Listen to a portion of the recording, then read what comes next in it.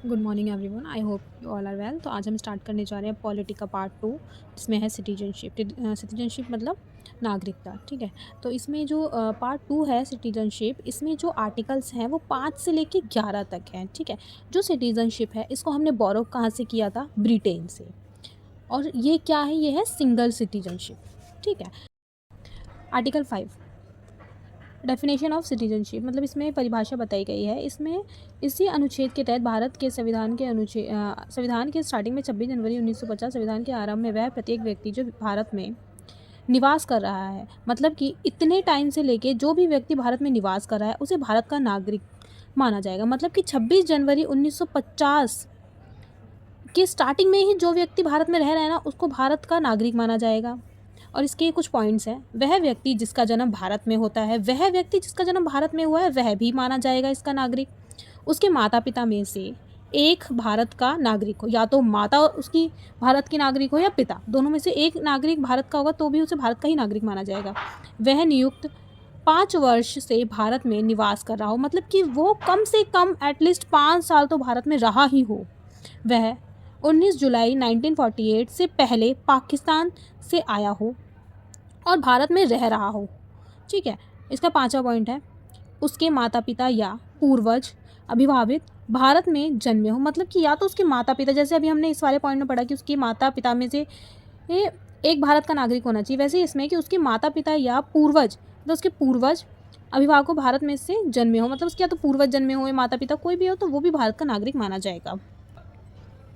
उन सभी व्यक्ति को भारत की नागरिकता दे दी जाएगी जो इनमें से किसी एक का प्रावधान करते हो, मतलब कि जो सारे पॉइंट दिए गए हैं इन सारों में से मिलाकर अगर एक भी पॉइंट किसी पर्सन पे दिखता है तो वो इंसान भारत का नागरिक होता है।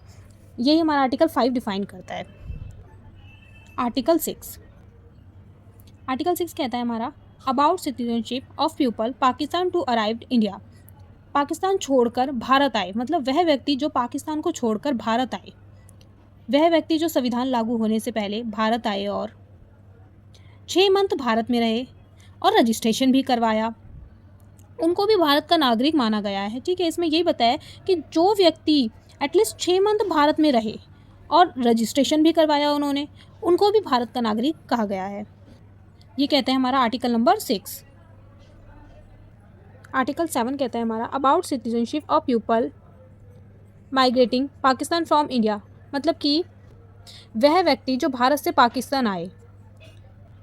आर्टिकल 8 कहता है हमारा provisions about person of Indian origin, मतलब भारतीय मूल के लोग जो होते हैं।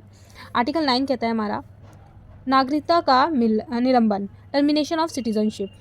और आर्टिकल 10 कहता है हमारा इसमें नागरिकता के अधिकारों का बने रहना, मतलब कि जो हमारे नागरिकता के अधिकार हैं, जो एक पर्सन को अधिकार मिले हुए हैं उसको बने रहना, उसके उन चीज़ों को कोई छेड़छाड़ नहीं कर सकता, कोई गवर्नमेंट छेड़छाड़ नहीं कर सकती, क्योंकि एक तरह से तो गवर्नमेंट ही प्रोवाइड करती है इंसान को, जो भी पर्सन को उसके अधिकार होते हैं, तो उनसे कोई छेड़छाड़ नहीं हो सकता इसमें। तो आर्टिकल 10 हमारा यही कहता है कि नागरिकता के अधिकारों का बने रहना।